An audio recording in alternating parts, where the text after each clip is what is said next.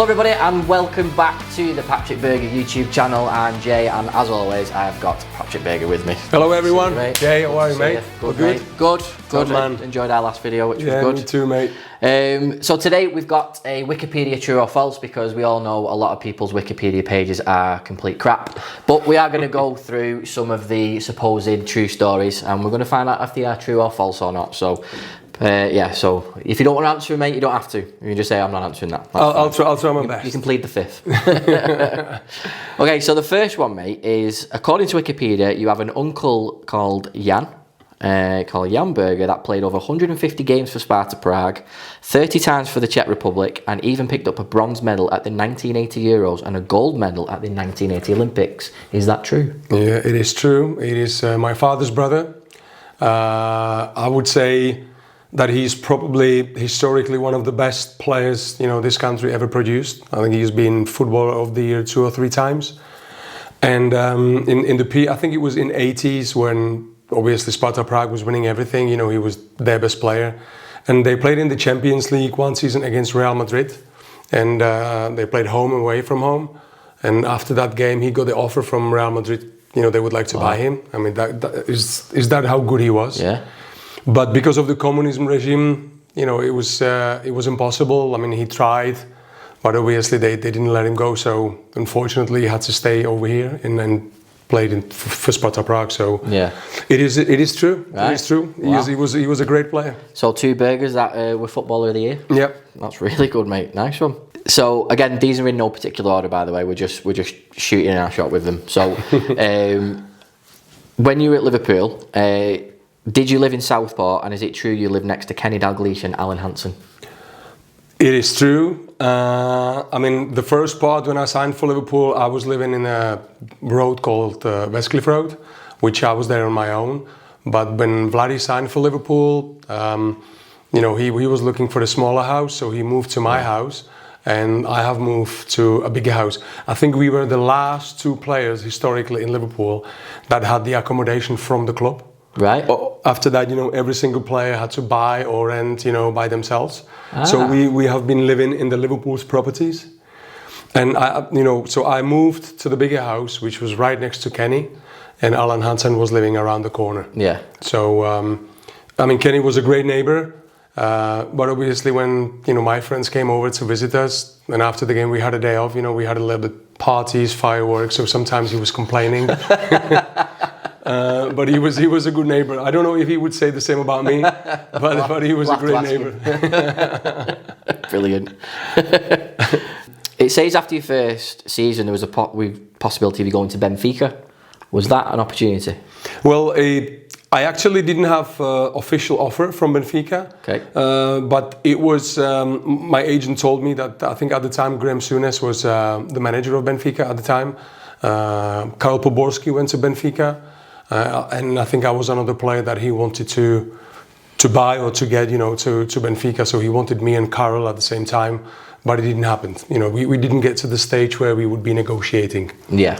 Because obviously you mentioned in a previous video about the potential going to Roma. So by that time, if the Benfica didn't come in because you already knew that Houllier was coming in, you were staying at Liverpool anyway. Yes. Right. Yes. So it's sort of half true then, isn't it, really? The Benfica one. Yeah, another interesting one going back to the national team. It said that between 1997 and 1998, for a period of 17 months, you didn't play for the national team because of a disagreement with the head coach. Is that true? True. Right. That was a coach where he was the main coach in Sparta Prague when I was about 16, 17 years old. And, I had an offer to go to Slavia Prague, which also, we know the story from the previous video. But my father just wanted to know, if I will get the chance to play. And I was told by that manager that, I am part of the squad. But the manager in Slavia Prague told my father that he will get me a chance, and if I'm good enough, I'll play. Yeah. If not, I won't be playing. So that's why my father decided, he will sign the deal instead of me to Slavia Prague. But a few years later, the manager of Sparta Prague became the national team manager. I bet you like that. And I played for him for a while. We finished second in the Euro '96. But after that, I was playing out of position, or I was not really playing at all, and our relationship was we didn't even talk to each other. So I made a decision that, until he is the manager of the national team, I'm not going to play. Yeah. So as soon as I can't remember if he was sacked or he just quit the job. Yeah. But as soon as new manager came in, I came back to the national team. Okay, so we'll put that down as true. But, how do you feel about that? I mean, it's one of them we just go, right, well, if you saw that... I mean, you want to play for your country, obviously, it is the biggest honor you can get, to play for your country, represent your country, but I mean, I was going there and I was not enjoying it, I didn't play, and, the relationship between me and him was, he was frozen, we didn't talk to each other at all. Yeah. We hardly say hello to each other, so it didn't make sense for me to go there, and I think it was the right decision for me. Yeah, absolutely. At the end of the day. Because you still had a longevity-ish with the national team anyway before you retired early because of your knee and to prolong your club career, so it makes sense, it does. I don't know if you've ever asked him this, but Steven Gerrard once said that you were the best left-footed striker of the ball he'd ever seen. Yeah, it's true. It's true, yeah. Which part? The fact that you were the best, or that Steven Gerrard said it? Both. Steven Gerrard knows the best. Yeah, exactly. You're going to trust anybody, just Stevie G. No, it's obviously, it's nice to hear from a player of Stevie G's caliber. Yeah. That, he says, something like this. And as I said before, I had a gift that, I could score goals, from quite a long distance. And, so I scored a few good goals. And if, someone like Stevie G says that, I'll take it anytime. Yeah, absolutely. He might arguably the best right-footed striker of the ball. God, imagine his right foot and your left foot would be alright. I mean, that would be unstoppable, wouldn't it? Moving on to a bit of Stoke. It says, is it true you were sent to Stoke on loan because you refused to play in an Aston Villa reserve match and David O'Leary fined you 2 weeks' wages? I think it was Martin O'Neill. I think Martin O'Neill was in charge. Okay, so that's wrong. Because we had an argument between each other, and I think it was him. I'm not sure. I'm getting old, and my memory is not the best.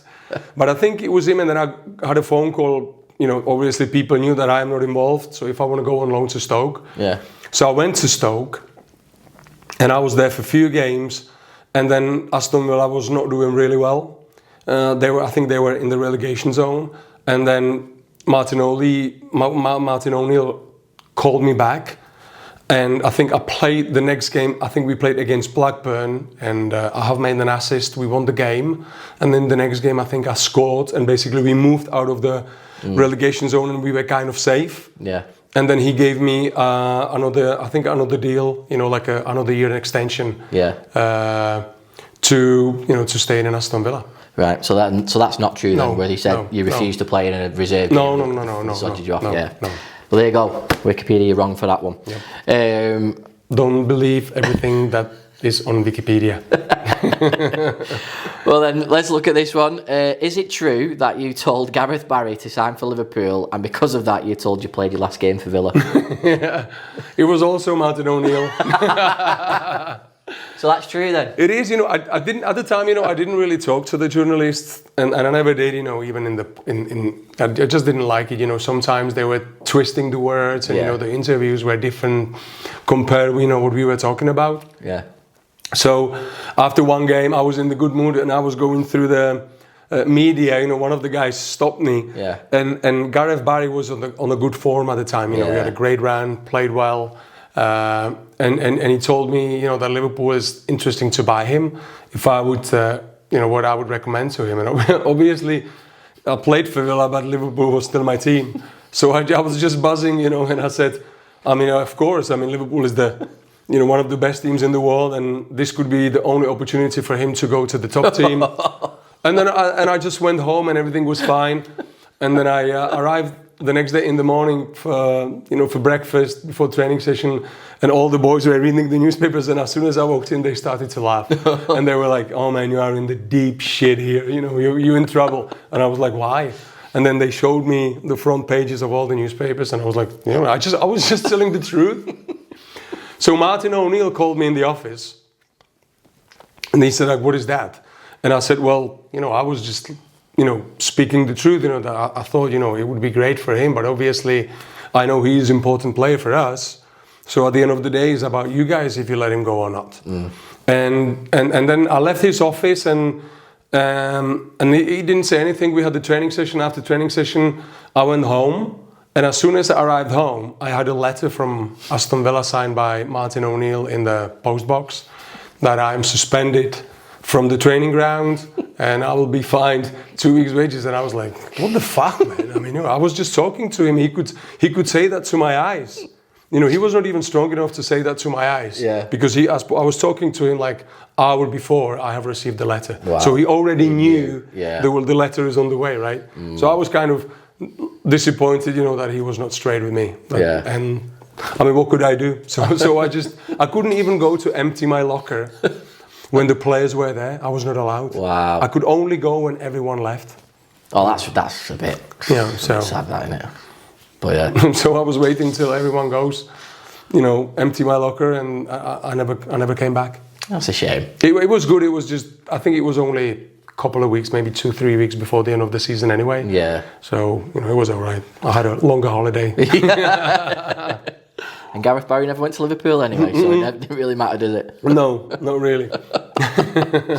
Okay, then last one. Is it true that Vladimir Smicer and Milan Baros were talking to you through the camera in Istanbul? So for those of you that might not have seen the footage, during the celebrations of Liverpool winning the Champions League in Istanbul, there is a part of the camera footage that focuses on Milan Baros and Vladimir Smicer, and they are saying something to the camera, they're pointing you, really, really happy. But apparently, they're talking to you. Is that true? I think Milan was obviously, shouting and everything, but Vladi mentioned the name Chicho, which is a name that, it's like a nickname. We call each other Chicho, which, it's another story. Yeah. I can tell another time. Yeah. So we call each other Chicho. And I remember when we were playing for Slavia Prague together, we were always talking about, if we could, because we played for Slavia Prague and, at the time we were young and we never dreamt of playing for Liverpool or for Borussia Dortmund, or in Vladi in the French league, and winning trophies. But we were always talking like, it would be great if we could win, some trophies, during our careers, maybe with Slavia Prague. And then Vladi, in 2001, when we won all the trophies, it was amazing, that we have shared everything together, all the trophies the whole season. And then when they won the Champions League final, we always knew that Champions League trophy is the biggest prize to win. So he shouted something like Chicho, we have it, like Chicho Mamet or Chicho, we have it. Yeah. So, and that was towards me. AC Milan, they have beaten the teams that matter. I was watching the game in the living room with little Patrik, which obviously after halftime he was crying, and we almost switched the channel to watch something different because we thought the game is over, but we kept watching, and it's one of the amazing comebacks in the European football, and then Vladi was shouting Chicho we have it. So amazing. So it was brilliant. Yeah, it was great. That's really good. I mean, like you said, you've been through that together, haven't you? And I mean, I know you don't have any regrets at football at all, but you're so happy for your friend with. No, I mean, of course, Vladi. I mean, also for the fans, for Liverpool, have been there for 7 years. They have been waiting for the big trophy for a long time. So I was happy for the Jurgen Klopp squad, when they won all the trophies, the Premier League, and I don't even know the guys. Yeah. I'm happy for them because they play for Liverpool, they do well for Liverpool. It's great for the fans, for the club, it's the best club in the world. So, whatever they win, happy for everyone. Since you've left, what has been your favourite moment as a Liverpool fan? Obviously, we went.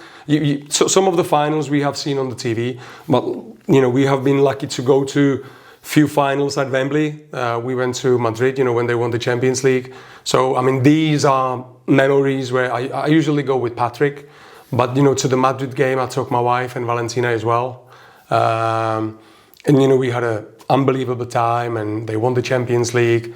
With Patrik, we've been able to go to the after party in the hotel with the players, and it was that I would say that's probably the highlight. Perfect. Well, that's a great way to finish that bit. So that was your Wikipedia true or false, fact or fiction, and thank you very much for answering those questions, mate. Top man, mate. Appreciate it. Top man. Thanks, everybody. Thank you, guys.